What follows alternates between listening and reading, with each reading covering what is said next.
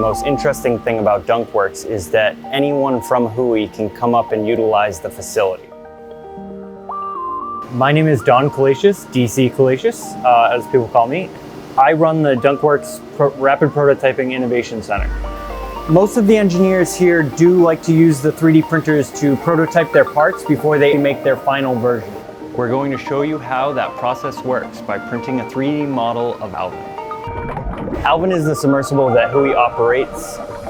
Alvin spends most of its time out at sea doing scientific research at the bottom of the ocean.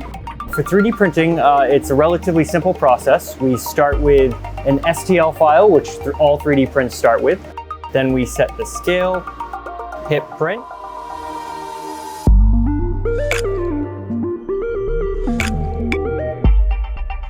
Have your finished model that has support structure still on it, and that just gets removed afterward. This is a pressure washer that removes support material.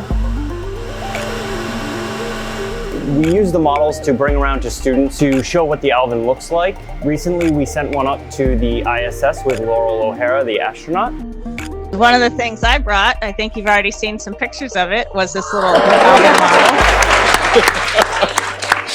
Shout out to DC for making it.